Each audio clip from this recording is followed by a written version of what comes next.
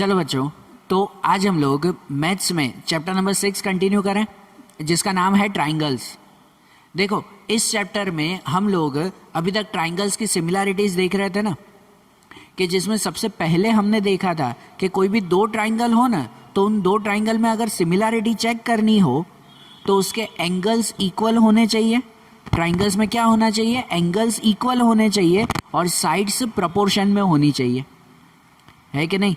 उसमें अगर कोई दो ट्राइंगल, सपोज कि यहाँ पर एक ट्राइंगल बना हुआ है ए बी सी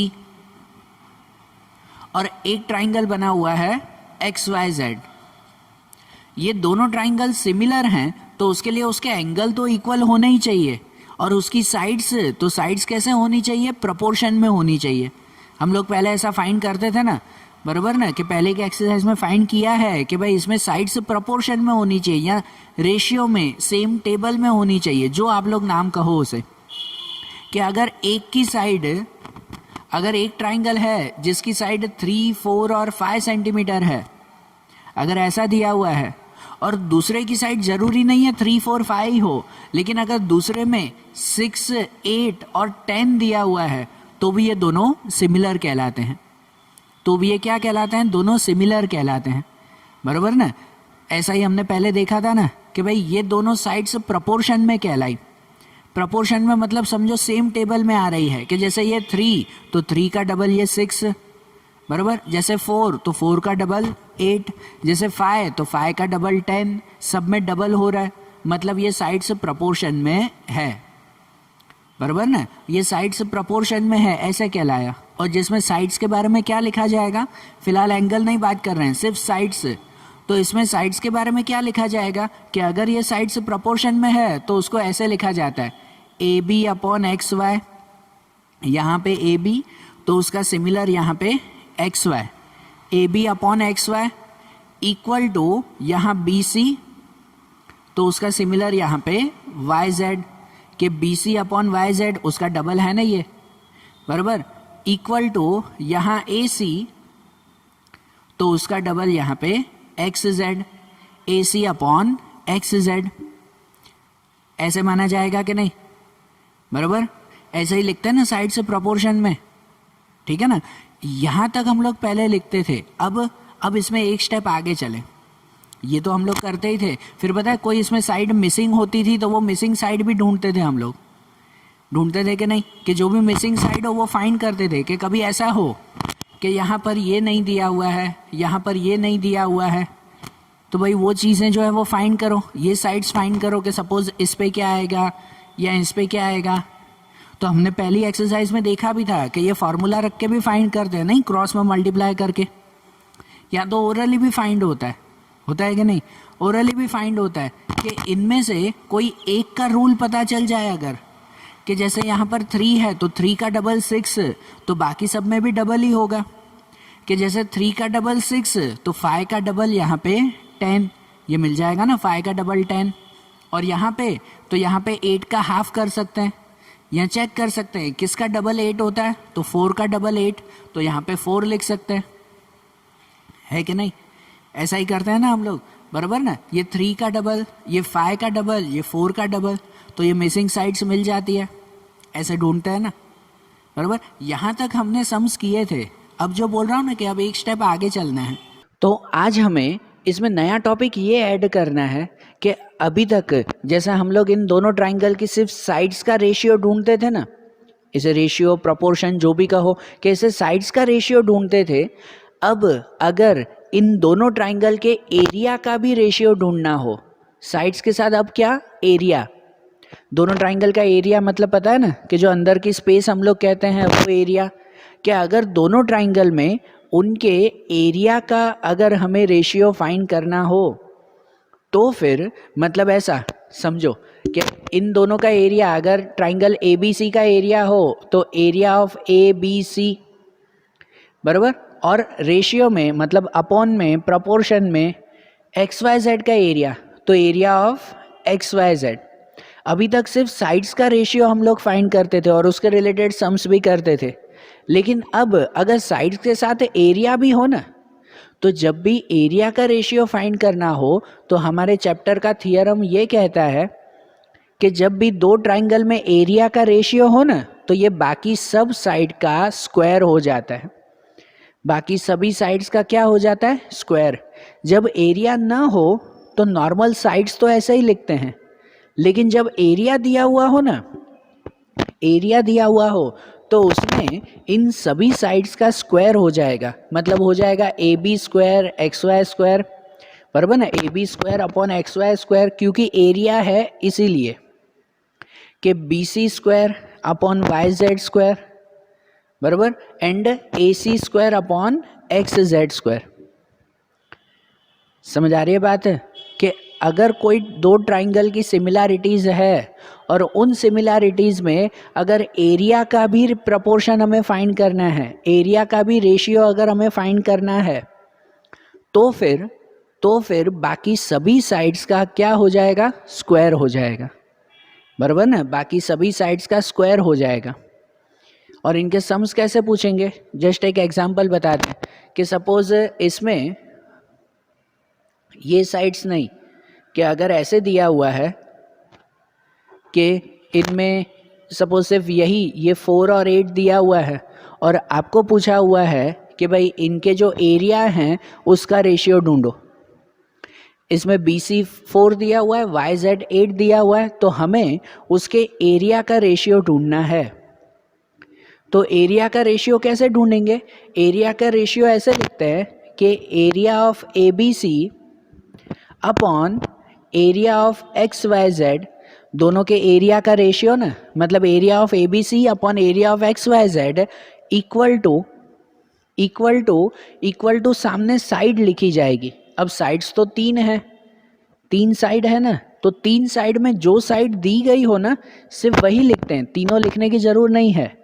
एरिया के सामने जो साइड की मेजरमेंट दी गई हो वही लिखेंगे, बाकी दो की मेजरमेंट नहीं दी गई है तो भले न हो। तो इन तीनों में से किसकी मेजरमेंट दी गई है? ये BC अपॉन YZ, ये ना, तो उसके सामने ये लिखें BC अपॉन YZ। और अगर एरिया लिख रहे हो ना, एरिया लिख रहे हैं तो रूल और थियरम ये कहता है कि जब भी एरिया लिखो तो उनकी साइड्स का क्या हो जाता है? स्क्वायर। मतलब BC अपॉन YZ नहीं लिखते, BC square upon YZ square लिखते हैं, बराबर ऐसा। और उसमें अगर वैल्यू रखो तो यहाँ पे BC स्क्वायर मतलब 4 का स्क्वायर कितना? 16। यहाँ पर YZ स्क्वायर मतलब 8 का स्क्वायर 64, बराबर। फिर उसे कट कर सकते हैं कि देखो दोनों 16 से कट होते हैं, 16 1 जा 16, 64 जा, है ना, 16 4 जा 64, तो 1/4, मतलब जो एरिया का रेशियो ढूंढ रहे थे वो एरिया का रेशियो कितना मिला हमें? 1/4 मिला। समझ आई बात? तो बात और सिंपल रूल यही कहता है कि जब भी एरिया का रेशियो ढूंढना हो तो उसमें सामने जो भी साइड्स हो उस साइड्स का क्या हो जाएगा? स्क्वायर हो जाएगा। नॉर्मल साइड नहीं, साइड का स्क्वायर लिखेंगे उसमें, ठीक है। और कितनी बार ऐसे भी आता है कि अगर रेशियो ना फाइंड करना हो, जैसे हम लोग पहले भी सम फाइंड करते थे कि भाई यहाँ पे ये 4 चीज़ें हो जाती है इक्वल टू में, अगर कोई 3 चीज़ें दी गई हो तो चौथी चीज़ मिल सकती है ना उसमें, बराबर ना। अगर कोई 3 चीज़ें हो तो चौथी चीज़ भी इसमें मिल सकती है कि नहीं, वही क्रॉस मल्टीप्लाई करके। लेकिन इसमें खाली इतना ही रूल ध्यान रखते हैं कि जब नॉर्मल साइड दी गई हो ना, एरिया नहीं, तो स्क्वायर नहीं लगाते, लेकिन जब एरिया दिया हुआ हो तो साइड्स में क्या हो जाएगा? सब में स्क्वायर हो जाएगा। ये खाली रूल ध्यान रखना। तो अब इस रूल के हिसाब से आपकी एक्सरसाइज 6.4 का सम करें। आपकी एक्सरसाइज 6.4 में फर्स्ट वाला क्वेश्चन, ठीक है, इसे रफ करते हैं। तो वो वाला क्वेश्चन अब समझे, आपकी टेक्स्ट बुक साथ में रखो फिर, बराबर। अब देखो कि जैसे आपके एक्सरसाइज 6.4 में पहला क्वेश्चन दिया हुआ है, आपकी टेक्स्ट बुक में देखो क्या लिखा हुआ है। उसमें लिखा हुआ है कि let ABC similar triangle ABC similar triangle DEF and their areas be respectively 64 centimeter square and 121 centimeter square. If EF equal to 15.4 centimeter, find BC. ठीक है। अब यहाँ पे क्या दिया हुआ है कि दो ट्राइंगल हैं ABC और DEF जो ऑलरेडी सिमिलर हैं। लिखा हुआ ही है कि दो ट्राइंगल्स के एक ट्राइंगल ABC ABC और दूसरा ट्राइंगल DEF। दो ट्राइंगल्स हैं ABC एंड DEF, दोनों का एरिया भी दिया हुआ है, दोनों सिमिलर हैं, वो भी कहा गया है कि दोनों सिमिलर हैं, और दोनों का एरिया दिया हुआ है 64 एंड 121, इसका 64 इसका 121, बराबर ना, रिस्पेक्टिवली, मतलब कि भाई लाइन वाइज ही कि ABC का एरिया, यहाँ पर एरिया ऑफ ABC दिया हुआ है 64 सेंटीमीटर स्क्वायर, बराबर।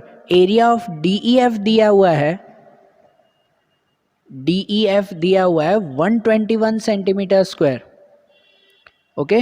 ये 64 सेंटीमीटर स्क्वायर, ये 121 सेंटीमीटर स्क्वायर।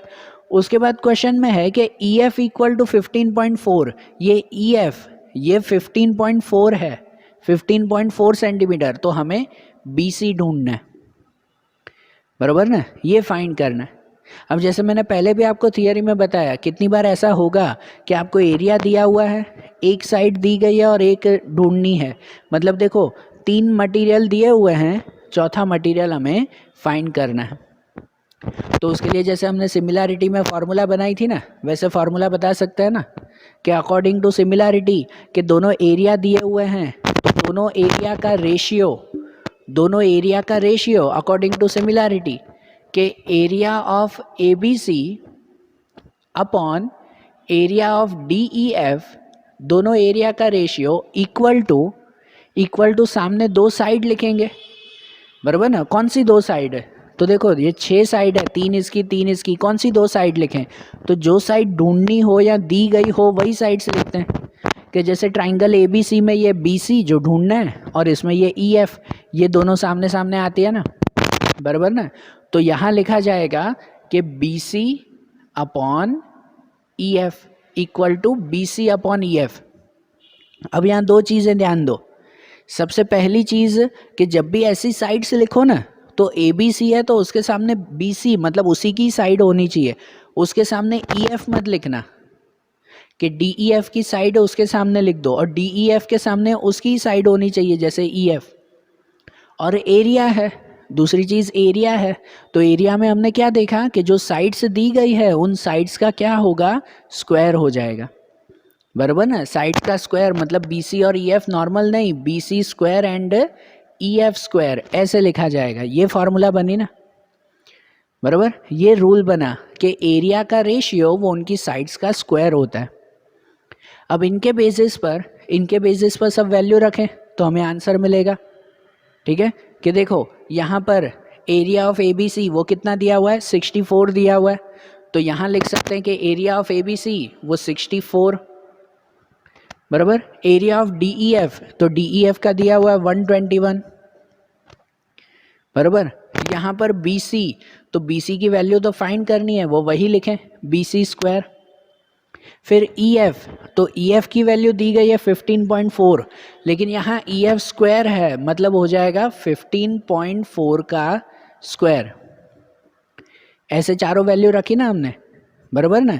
इनका स्क्वायर नहीं करते, ये तो एरिया ऑफ ABC नॉर्मल है, यूनिट दिया हुआ है सेंटीमीटर स्क्वायर, इसका मतलब 64 का स्क्वायर नहीं करना है, साइड का स्क्वायर करते हैं हम लोग, बराबर ना, उसका स्क्वायर करते हैं, वो ध्यान रखना।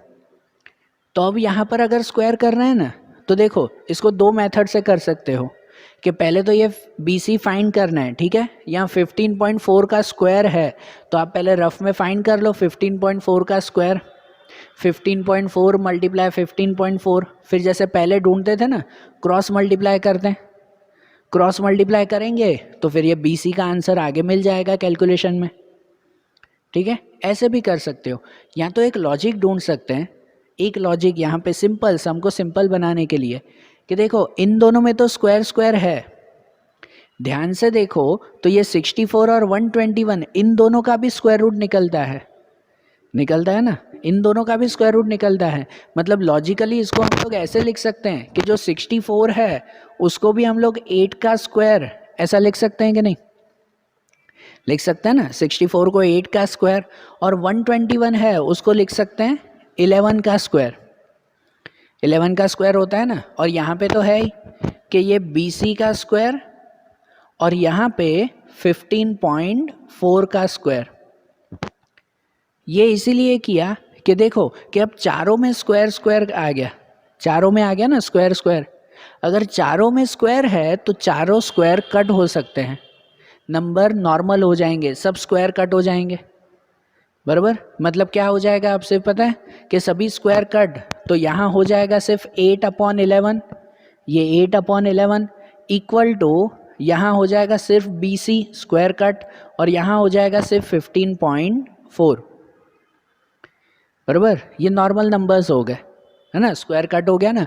अब BC आसानी से मिल जाएगा ना, जैसे पहले ढूंढते थे कि अब क्रॉस मल्टीप्लाई करें, 15.4 यहाँ पे, 11 यहाँ पे, मतलब ऐसे हो जाएगा, यहाँ पे कर रहा हूँ कि अब ऐसे हो जाएगा 8 × 15.4, 15.4 यहाँ मल्टीप्लाई, 8 × 15.4 और 11 यहाँ पे इक्वल टू BC × 11। बराबर, जिसमें अगर ये BC फाइंड करना हो तो 11 डिवाइड में, तो 8 × 15.4 अपॉन 11 इक्वल टू BC। आप भले डायरेक्टली कर सकते थे कि 15.4 यहाँ मल्टीप्लाई करो, 11 तो डिवाइड में है ही, तो भी चलेगा, एक स्टेप ये लिखो तो भी ठीक है। अब इसमें कट करें कि इसको अगर कट करें तो देखो कट किससे होगा, इसे पॉइंट भले छोड़ दो कि 15.4 नहीं 154, 154 को 11 से डिवाइड करो, होगा ना डिवाइड, वो 11 से कट होगा ये कि 11 1 ज़ा 11 बचेगा 4, 4 एंड 4 44, तो 11 4 ज़ा 44, 14 और ये पॉइंट लगा देंगे 1.4, 11 से उसको कट किया तो 1.4 और फाइनली 1.4 × 8, पॉइंट हटा दो तो समझो 14 8 ज़ा, तो 14 8 ज़ा कितना होता है 112, 112 मतलब कि BC हो जाएगा उसमें 11.2, 112, तो पॉइंट लगा देंगे ना वहाँ पर कि 11.2 ये BC की वैल्यू, मतलब जो ये BC ढूंढना था वो वैल्यू मिल गई ना, ये 15.4 तो ये 11.2। इसमें एक चीज़ वो कहेंगे कि जब एरिया का क्वेश्चन हो ना तो उसको ओरली ढूंढना थोड़ा सा मुश्किल हो जाता है।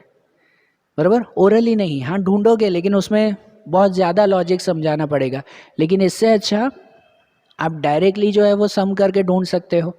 बाकी कैसे कि नॉर्मल जब साइड से ढूंढते थे, ये एरिया नहीं, नॉर्मल साइड्स होता था तो पहले ही ओरली आंसर मिल जाता था कि ये इसका 2 टाइम्स है या 3 टाइम्स है, ऐसे ढूंढते थे ना।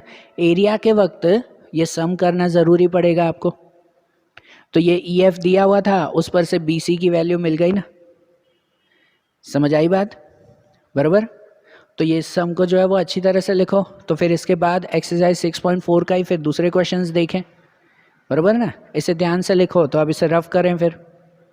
ओके, देखो कि अब एक्सरसाइज 6.4 में 8th वाला क्वेश्चन, बराबर ना, क्वेश्चन नंबर 8 जो आपका MCQ टाइप दिया हुआ है, लिखा हुआ है कि ABC and BDR are two equilateral triangles such that D is a midpoint of BC and ratio of area of triangle ABC and BDE is dash। यहाँ पर है ना दो इक्विलेटरल ट्राइंगल्स दिए हुए हैं ABC और BDE, लेकिन कंडीशन ऐसी है कि D is a midpoint of BC। मतलब देखो ड्राइंग ऐसे बन सकती है इसकी कि सपोज अगर कोई ट्राइंगल ABC दिया हुआ है, ट्राइंगल ABC यहाँ पर दिया हुआ है ABC, जिसमें BC का मिड पॉइंट D है, ये इक्विलेटरल ट्राइंगल है, तीनों साइड इक्वल, बराबर ना, तीनों साइड इक्वल, और वहाँ पर ये BD का मिड पॉइंट, ये BC का मिड पॉइंट D है, और दूसरा ट्राइंगल है BDE, BDE, तो ये BD और E कहाँ बनेगा, यहाँ पे कहीं बन सकता है ना, BDE यहाँ पे बन सकता है, लेकिन वो भी दिया हुआ है कि BDE भी इक्विलेटरल है। इक्विलेटरल का मतलब क्या कि अगर BD यहाँ पे हाफ है तो DE भी यहाँ पे हाफ ही होगा, ऊपर तक नहीं, यहाँ पे ही होगा। ये ट्राइंगल बना BDE, तो ये भी देखो ये तीनों साइड इक्वल बन सकती है ना, यहाँ पर अगर ऊपर तक ले जाएंगे तो एक साइड बड़ी हो जाएगी फिर। ठीक है, आपको क्वेश्चन में कंडीशन ऐसी दी गई है कि ट्राइंगल ABC, देखो ABC पूरा, और ट्राइंगल BDE ये अंदर का ट्राइंगल, दोनों इक्विलेटरल हैं, दोनों में तीनों साइड से इक्वल है। इसकी भी तीनों साइड इक्वल है और इसकी भी तीनों साइड इक्वल है, ऐसे दिया हुआ है। तो हमें क्या फाइंड करना है, इन दोनों के एरिया का रेशियो फाइंड करना है। एरिया का रेशियो जैसे हमने पहले भी बताया था, एरिया का रेशियो फाइंड करना हो तो उसकी साइड्स का स्क्वायर हो जाता है, बराबर। इसको ओरली भी एमसीक्यू टाइप है तो ओरली भी इसको कर सकते हो और थोड़ा सा लॉजिकली सम वाइज भी बताएं हम लोग कि अगर हमें इसका रेशियो फाइंड करना है ना, मतलब ऐसे ढूंढना है कि area of A B C, ये ए बी सी का एरिया एंड रेशियो में area of B D E, ये बी डी ई का रेशियो, इन दोनों का रेशियो। तो अगर इसका रेशियो ढूंढना है तो सामने दो साइड्स भी तो होनी चाहिए ना। कौन सी साइड, इन दोनों में कोई भी साइड दी गई है, मेज़र किसी की है नहीं, है ना मेज़र। लेकिन यहाँ पर ये D वो पूरे BC का मिड पॉइंट है, तो हम लोग है ना ये मिड पॉइंट का यूज़ करके ये दोनों साइड ले सकते हैं।